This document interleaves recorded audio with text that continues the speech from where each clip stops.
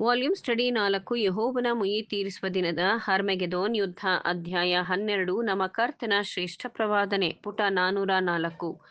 ಖಂಡಿತವಾಗಿ ಬಹಳ ಮಟ್ಟಿಗೆ ಆಗ ದೇವರಿಗೆ ತನ್ನ ಜನರು ಮುದ್ರೆಯು ಒಡೆಯುವವರೆವಿಗೂ ಕಾಲವನ್ನು ಸಮಯವನ್ನು ತಿಳಿಯುವುದು ಆತನ ಚಿತ್ತವಾಗಿರಲಿಲ್ಲ ಮತ್ತು ನಮ್ಮ ಕರ್ತನು ಘಟನೆಗಳ ಕ್ರಮವನ್ನು ನಿರೂಪಿಸಿದನು ಮತ್ತು ಆಶ್ವಾಸಿಸಿದನು.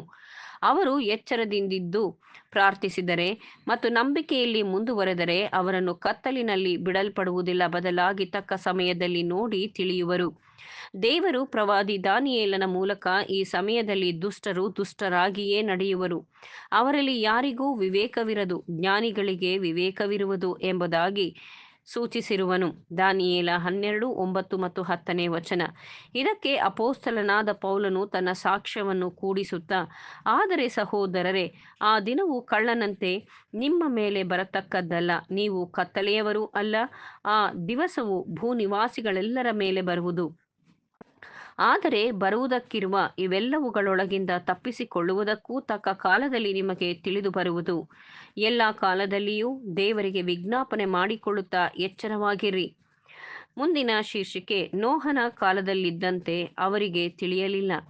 As in the days of Noah they knew not. ನೋಹನ ದಿವಸಗಳು ಹೇಗಿದ್ದವೋ ಹಾಗೆಯೇ ಮನುಷ್ಯಕುಮಾರನ ಪ್ರತ್ಯಕ್ಷತೆಯೂ ಹಾಗೆಯೇ ಇರುವುದು. ಹೇಗೆಂದರೆ ಜಲಪ್ರಳಯಕ್ಕೆ ಮುಂಚಿನ ದಿನಗಳಲ್ಲಿ ನೋಹನು ನಾವೆಯಲ್ಲಿ ಸೇರಿದ ದಿನದ ತನಕ ಜನರು ಉಣ್ಣುತ್ತಾ ಕುಡಿಯುತ್ತಾ ಮದುವೆ ಮಾಡಿಕೊಡುತ್ತಾ ಇದ್ದು, ಪ್ರಳಯದ ನೀರು ಬಂದು ಎಲ್ಲರನ್ನು ಬಡಕೊಂಡು ಹೋಗುವ ತನಕ ಏನೂ ತಿಳಿಯದೆ ಇದ್ದರಲ್ಲ. ಅದರಂತೆ ಮನುಷ್ಯಕುಮಾರನು ಪ್ರತ್ಯಕ್ಷನಾಗುವ ಕಾಲದಲ್ಲಿಯೂ ಇರುವುದು. ಮತ್ತಾಯ 24:37-39. ಅನೇಕರು ಈ ವಿವರಣೆಯ ನಿಜವಾದ ಸೂಚನೆಯನ್ನು ಕಡೆಗಣಿಸಿ ಕರ್ತನ ವಾಕ್ಯದ ಮೇಲೆ ಯಾವ ಅಧಿಕಾರವೂ ಇಲ್ಲದೆ ನೋಹನ ದಿನದಲ್ಲಿದ್ದ ಕೆಡುಕುತನದ ಹೋಲಿಕೆಯು ಕ್ರಿಸ್ತನು ಪ್ರತ್ಯಕ್ಷನಾಗುವ ಕಾಲದಲ್ಲಿಯೂ ಇರುವುದು ಎಂಬುದಾಗಿ ಅವರು ಊಹಿಸುತ್ತಾರೆ. ಆದರೆ ಅಂತಹ ಹೋಲಿಕೆ ನ್ಯಾಯವಾಗಿಯೂ ಸಮರ್ಥನೀಯವೂ ಮತ್ತು ಯಥಾರ್ಥವೂ ಆಗಿದೆಯಾದರೂ ಅಂತಹ ಹೋಲಿಕೆಯನ್ನು ಮಾಡಿಲ್ಲ ಮತ್ತು ತಡೆದಿದೆ ಎಂಬುದೇ ಸತ್ಯ. ಮಾಡಿರುವ ಹೋಲಿಕೆ ಅಜ್ಞಾನದ ವಿಷಯದಲ್ಲಿರುವ ಸಾದೃಶ್ಯತೆ. ನೋಹ ಮತ್ತು ಆತನ ಕುಟುಂಬದವರಿಗೆ ತಿಳಿದಿತ್ತು, ಜನರಿಗೆ ತಿಳಿದಿರಲಿಲ್ಲ. New not.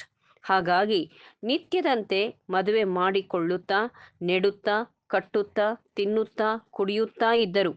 ಅದರಂತೆಯೇ ಆ ಯುಗದ ಅಂತ್ಯದಲ್ಲಿ ಕ್ರಿಸ್ತನ ಪ್ರತ್ಯಕ್ಷತೆಯ ಸಮಯದಲ್ಲಿಯೂ ಮಹಾ ಸಂಕಟದ ದಿನವು ಸನ್ನಿಹಿತವಾಗಿರಲು ಯಾರಿಗೆ ಕ್ರಿಸ್ತನ ಪ್ರತ್ಯಕ್ಷತೆಯನ್ನು ತಿಳಿದವರು ಅಥವಾ ಬರಲಿರುವುದ ಬಗ್ಗೆ ಸ್ಪಷ್ಟ ಗ್ರಹಿಕೆ ಇರುವುದೋ ಅಥವಾ ಅದರ ಫಲಿತಾಂಶವನ್ನು ಅರಿತಿರುವರೋ ಅವರು ಮಾತ್ರವೇ ಕರ್ತನ ಜನರು, ಇತರರಿಗೆ ತಿಳಿಯುವುದಿಲ್ಲ. No not. ಲೂಕ 17:26-29 ಇದೇ ಪಾಠವನ್ನು ಬೋಧಿಸಿದೆ ಮತ್ತು ಇಬ್ಬರು ನೋಹ ಮತ್ತು ಲೋಟನ ನೆರೆಯವರು ನೋಹನ ದಿನದಲ್ಲಿ ಮತ್ತು ಲೋಟನ ದಿನಗಳಲ್ಲಿ ಬರಲಿರುವ ವಿಪತ್ತಿನ ಬಗ್ಗೆ ಅರಿವಿಲ್ಲದವರಾಗಿದ್ದರು. ಅದರಂತೆಯೇ ಮನುಷ್ಯಕುಮಾರನು ಪ್ರತ್ಯಕ್ಷನಾಗುವ ಕಾಲದಲ್ಲಿ ಸಂಭವಿಸುವ ಸಂಕಟದ ಬಗ್ಗೆ ಅರಿವಿಲ್ಲದವರಾಗಿ ಇರುವರು. ಮತ್ತು ಆತನು ಬಂದಿದ್ದಾನೆ ಮತ್ತು ಪ್ರತ್ಯಕ್ಷನಾಗಿದ್ದಾನೆ. ಇದು ನಾವು ಸ್ಪಷ್ಟವಾಗಿ ನಮ್ಮಲ್ಲಿ ನೆರವೇರುವುದನ್ನು ಕಾಣುತ್ತಿದ್ದೇವೆ.